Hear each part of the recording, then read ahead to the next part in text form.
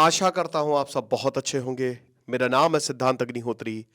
Study gloss पे आपका बहुत बहुत स्वागत है। मेरे दोस्त, मेरे भाई, बांग्लादेश पागल हो चुका है, मैं यही बोलूंगा। आई एम सॉरी, लेकिन हाँ, पहले तो इनके जो जहांगीर हैं मोहम्मद यूनिस की कैबिनेट में, जो पहले बॉर्डर फोर्स का हिस्सा थे, वो ये कह रहे हैं कि अभी फरवरी में 17 से 20 फरवरी को भारत और बांग्लादेश की मीटिंग होने वाली है फेंसिंग को लेकर। उन्होंने पता क्या बोला है? उन्होंने कहा है कि हम भारत को उसी के लहजे में जवाब देंगे। भारत से बहुत सारे समझौते तोड़े जाएंगे और जो भी समझौते इक्वल नहीं होंगे हम उसको खत्म कर देंगे, और लहजा जो है हमारा कठोरी रहेगा। इस तरीके के शब्द जो है इस्तेमाल किए हैं। एक्चुअली हुआ क्या है, 3-4 खबर मैं आपको बांग्लादेश की एक साथ बताता हूं, लेकिन उससे पहले बता दूं कि भाई हमारा आज आखिरी दिन है सेल का। So make the best out of it. 31 जनवरी है, सो सारे कोर्सेज पे 30% ऑफ है। लर्निंग कूपन कोड यूज करिए। तो यहां पे जो बांग्लादेश के प्रधानमंत्री, प्रेसिडेंट, पता नहीं क्या है ये, मोहम्मद यूनिस, ये बहुत ज्यादा इन्होंने कहा कि हमको पैसा चाहिए, पैसा चाहिए। $5 बिलियन की मांग की थी कि $5 बिलियन कोई भी दे दे यार। डोनाल्ड ट्रंप के बारे में बहुत बुरा भला बोला। डोनाल्ड ट्रंप ने आते ही इनकी एड रोक दी। जैसे ही डोनाल्ड ट्रंप आए, इनकी सहायता करनी रोक दी कि हम तुमको जो पैसे देते थे ना, आज के बाद नहीं देंगे। ठीक है, अब देखिए मैं आपको कुछ चीज बताता हूं। शेख हसीना की सरकार, शेख हसीना ने कहा था कि व्हाइट मैन, यानी कि अमेरिका की तरफ उन्होंने इशारा किया था, जिसकी वजह से हमारी सरकार गई है। और कोई बड़ी बात नहीं, अमेरिका ये करवा सकता है। लेकिन अब डोनाल्ड ट्रंप जैसे ही आए, उन्होंने पैसे बंद कर दिए। उन्होंने पाकिस्तान के भी पैसे बंद कर दिए। जो एड पूरी दुनिया में अमेरिका देता था, फ्री के पैसे हैं ये, इसको वापस भी नहीं करने। लेकिन there are no free lunches. अगर वो आपको पैसे दे रहा है तो आपसे कुछ चाहेगा भी। तो वही है, तो भाई बांग्लादेश एयरबेस बनाओ। भाई बिल्कुल, बांग्लादेश में एक मिलिट्री, हमेशा से अमेरिका यही चाहता है कि अगर बांग्लादेश में हम अपनी मिलिट्री बैठा दें तो मजा आ जाए। बाकी हर जगह मिलिट्री तो है ही है अमेरिका की। तो अमेरिका यही चाह रहा था, बांग्लादेश ने, शेख हसीना ने मना किया, और आप देख सकते हैं। लेकिन फिर आप बोलेंगे कि सर अगर रेवोल्यूशन लेके आए तो डोनाल्ड ट्रंप तो और ज्यादा हमलावर हो गए बांग्लादेश के ऊपर। बिल्कुल हो गए। अब उसी चक्कर में मोहम्मद यूनुस जो है वो जा मिले जॉर्ज सोरोस के बेटे से। अब जॉर्ज सोरोस के बारे में अभी मैंने एक हफ्ते पहले पूरा लेक्चर बनाया था। जॉर्ज सोरोस, जिसने बैंक ऑफ इंग्लैंड को नहीं छोड़ा, पूरे यूरोप को ढहा दिया, हंगरी में रेवोल्यूशन ले आया। ठीक है, बहुत पैसे कमाता है ये, भयानक। ये कहते हैं हम डेमोक्रेसी को सपोर्ट कर रहे हैं। हंगरी में इन्होंने ऐसे ही तो किया, किताबें लॉन्च कर दी, डेमोक्रेसी को सपोर्ट किया, बहुत सारे ऐसे ग्रुप खड़े कर दिए जो बाद में रेवोल्यूशन ले आए। और उनके बेटे को मैं डिस्क्रिप्शन बॉक्स में लेक्चर का लिंक लगा दूंगा, पूरी कहानी मैंने जॉर्ज सोरोस की बताई थी। तो जो एलेक्स सोरोस हैं, जॉर्ज सोरोस के बेटे, उनसे मिले हैं मोहम्मद यूनुस। अब देखिए, जॉर्ज सोरोस किसी के सगे तो है नहीं, क्योंकि इनको चाहिए पैसा। अब जब इनको पैसा चाहिए, लगभग 50,000 करोड़ की इनको आवश्यकता है, वरना बांग्लादेश कोलैप्स हो जाएगा दोस्तों। फॉरेन एक्सचेंज रिजर्व बचेंगे नहीं, और अगर फॉरेन एक्सचेंज रिजर्व बचेंगे नहीं तो आप अपने कैसे चलाओगे घर? नहीं चला पाओगे। तो चीफ एडवाइजर ऑफिस ने बोला है कि जो ओपन सोसाइटी फाउंडेशन है, open society foundation George Soros ने बनाई थी, ये कहते हैं कि इसके जरिए हम पूरे देशों की, पूरी दुनिया की मदद करते हैं। बड़े बड़े देशों को ढहा चुके हैं। बता दो, जॉर्ज सोरोस बहुत खतरनाक आदमी है। करेंसी मैनिपुलेटर इनको बोला जाता है। कुछ के लिए मसीहा तो कुछ के लिए विलन, है ना। तो सोशल मीडिया पोस्ट पे ओपन सोसाइटी फाउंडेशन जो इन्होंने बनाई थी, उसमें बताया कि आज हम चीफ एडवाइजर से मिले और हम चाहते हैं हम इकोनॉमी को रीबिल्ड करें, और जो भी हमारे एसेट्स हैं उनको अच्छे से यूज़ करें, मिस इन्फॉर्मेशन से लड़ाई करें, और वाइटल इकोनॉमिक रिफॉर्म्स पे काम करें, ये बोला गया है। तो अब साइबर सिक्योरिटी इशू पे बात हुई है, रोहिंग्या क्राइसिस बांग्लादेश, उस पर बात हुई है। एलेक्स सोरोस ने ये बोला है कि मोहम्मद यूनुस की लीडरशिप जो है वो बहुत अच्छी है, और ये बांग्लादेश में जो है वो रिफॉर्म लेके आएगी, और ये डेफिनेटली गेम चेंजर होगा। उसके बाद मोहम्मद यूनुस के मिलने के बाद एलेक्स सोरोस ने ये भी कहा कि मुझे बहुत अच्छा लगा, ढाका वापस आ गए। एट द रेट मतलब यूनुस सेंटर में मैं मिला हूँ, जो कि एक ह्यूमन राइट्स, वाह क्या बात है, ह्यूमन राइट्स के चैंपियन है, और हमारे बहुत लंबे समय से दोस्त रहे हैं। तो ये ट्रांजिशन के लिए एक बहुत ही सही समय है। अगर हम बांग्लादेश के साथ मिलकर काम करें, रिफॉर्म्स और इन्वेस्टमेंट लेके आए, तो ये बांग्लादेश के लिए बहुत ही अच्छा होगा। तो ये तभी आया है जब यहाँ पे पूरा एड जो है वो समाप्त कर दिया है। और डोनाल्ड ट्रंप ने तो साफ साफ बोला था कि प्रेसिडेंट, मतलब डोनाल्ड ट्रंप का तो साफ साफ है ना कि भाई देखिए, अमेरिका जो है किसी को भी फर्जी में पैसे नहीं देने वाला, क्योंकि कोई पैसे वापस आते तो है नहीं। अफगानिस्तान में इतना पैसा फूका, क्या आया? कुछ नहीं, ठन ठन गोपाल लौट के बुद्धू घर को आए।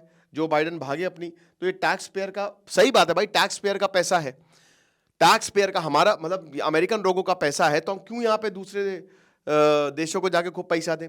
तो 150 कंट्रीज, 158 कंट्रीज जो है उनको अभी तक $45 बिलियन तक फॉरेन एड देता है यूएसएआईडी, जो इनका एड प्रोग्राम चलता है।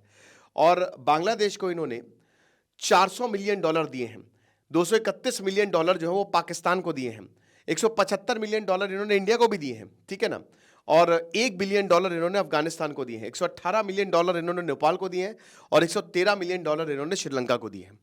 तो इतने पैसे दिए हैं। तो अब जॉर्ज सोरोस के साथ दोस्ती करना खतरे से खाली नहीं है। ये पहले तो आपको बहुत बढ़ाएंगे, आप इसको ऐसे समझ सकते हो, जॉर्ज सोरोस का काम करने का तरीका क्या है, ये क्या करते हैं, ये मीडिया को पैसे देते हैं, ये हर एक यूनिवर्सिटी बना देते हैं, लेकिन ये अपनी सोच उन पे थोपते हैं, आप समझ रहे हो, और बाद में वही लोग रेवोल्यूशन कर देते हैं, वही लोग जो है वो जनता को खड़ा कर देते हैं रिजीम के खिलाफ। अब अच्छी बात है बांग्लादेश में रेवोल्यूशन आ जाए, दोबारा रेवोल्यूशन आ जाए, लेकिन जो प्रेजेंटली बांग्लादेश करे बहुत गलत है। भारत के संदर्भ में क्या है, भारत के साथ आ जाओ, भारत के साथ बांग्लादेश के रिश्ते बहुत खराब हो चुके हैं, बहुत ही ज्यादा खराब। इसमें प्रॉब्लम क्या है कि बांग्लादेश और इंडिया का फेंसिंग इशू भी चालू हो गया है। भारत जो है वो फेंसेस बना रहा है। भाई देखिए, डिफेंस स्ट्रक्चर नहीं है, फेंस क्या है कि जहां पे फेंसिंग नहीं है वहां पे तारे लगा रहा है ताकि ये बॉर्डर क्लियरली डिफाइन हो जाए। जनवरी में ये शुरू हुआ और बांग्लादेश को प्रॉब्लम होनी शुरू होगी, तभी से प्रॉब्लम होनी शुरू होगी। 7, 8, 9 जनवरी मीटिंग हुई, फिर वो रिजॉल्व हुआ, लेकिन अभी तक प्रॉब्लम, क्योंकि देखिए यहां बांग्लादेश कह रहा है कि नहीं आप यहां पे फेंसिंग नहीं लगा सकते, आप हमारे बॉर्डर में क्यों फेंसिंग लगा रहे हो। भारत कह रहा है कि हम आपके बॉर्डर में फेंसिंग नहीं लगा रहे, हम अपने सिक्योरिटी पर्पज से। देखिए जहांगीर साहब जो है, मैंने क्या बताया कि पहले ये बीजेपी का हिस्सा थे, ठीक है ना, जो वहां पे बॉर्डर गार्ड्स है ना, बांग्लादेश में बॉर्डर गार्ड्स, हमारी जो बीएसएफ है और वहां बॉर्डर गार्ड्स है। तो अब क्या है कि वो पहले भी 2017 में जब इनकी मीटिंग हुई थी, बीएसएफ चीफ से अरुण थे, मिस्टर अरुण थे, तो तब भारत ने उल्फा का जिक्र किया था कि हमारे पास पूरे सबूत हैं कि जो आसाम के आतंक, मतलब यहां पे जो एंटी इंडिया एक्टिविटीज करे उल्फा, जो आसाम में बहुत एक्टिव है, अब तो नहीं लेकिन कुछ एरिया में है, वो उसको बांग्लादेश जो है वो सपोर्ट कर रहा है, हमारे पास पूरे सबूत है। बात ही काट दी उन्होंने, कहते क्या बकवास कर रहे हो, बल्कि आप जो है बांग्लादेश में जो प्रॉब्लम क्रिएट करते हैं आप उनको शरण दे रहे हो, ये बोला यहां पे सीधा सीधा। तो वो जहांगीर जो है वो भारत के लिए बहुत ज्यादा सपोर्टिव नहीं है, और ऐसे लोगों को मोहम्मद यूनुस ने चुना है। और मोहम्मद यूनुस का भाई, उनसे तो बड़ी उम्मीदें थी हम लोगों को, नोबेल प्राइज जीते हैं, काफी ज्यादा काम किया, लेकिन वो एकदम ही उल्टे साबित हुए, एकदम ही उल्टे। तो अब क्या है कि बांग्लादेश का इतना ज्यादा कठोर स्टैंड, अभी भारत ने भर भर के चावल दिए हैं बांग्लादेश को, पता है, तब भी हम सहायता कर रहे हैं। अगर भारत पूरी तरीके से समझौते तोड़ ले ना, बांग्लादेश सड़क पे आ जाएगा, हालात बहुत खराब हो जाएंगे। अभी भी बांग्लादेश भीखी मांग रहा है सबसे, ठीक है। और जो रिफॉर्म की बात हुई थी, स्टूडेंट्स कहां ला पाए वो रिफॉर्म, आप बताइए, कोई स्टूडेंट ला पाया रिफॉर्म? यहां पे बांग्लादेश, मुझे नहीं लगता कि वहां के लोग भी बहुत ज्यादा खुश होंगे, क्योंकि दिक्कतें बहुत ज्यादा है। तो रिफॉर्मेशन भी नहीं आया कि ऐसा कि तुरंत इलेक्शन करवा देंगे, कहां वो इलेक्शन, जो स्टूडेंट प्रोटेस्ट, कहां वो इलेक्शन, या फिर ऐसा वेजेस, रातों रात वेजेस बढ़ जाएंगे, जो शेख हसीना के टाइम पे, शेख हसीना ने बहुत गलतियां की, नहीं सुनी शेख हसीना ने, वो गई।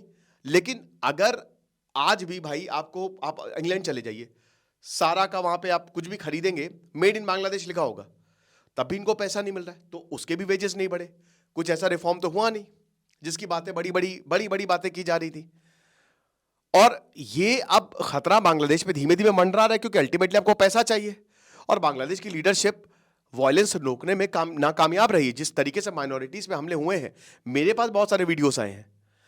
और भाई देखिए, होना यह चाहिए था कि आपको भारत से संवाद करना चाहिए था।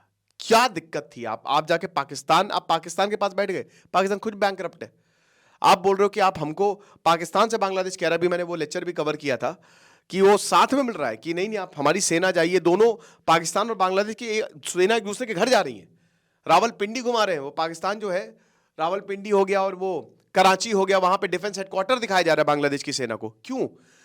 पता है सबको 1971 का इतिहास, 1971 क्या 1947 से लेकर 71 का इतिहास, किस तरीके से पाकिस्तान ने बांग्लादेश को ट्रीट किया था। और फिर वही गलती अगर दोहराएगा बांग्लादेश, तो इस बार तो शायद भारत भी बचाने नहीं आएगा।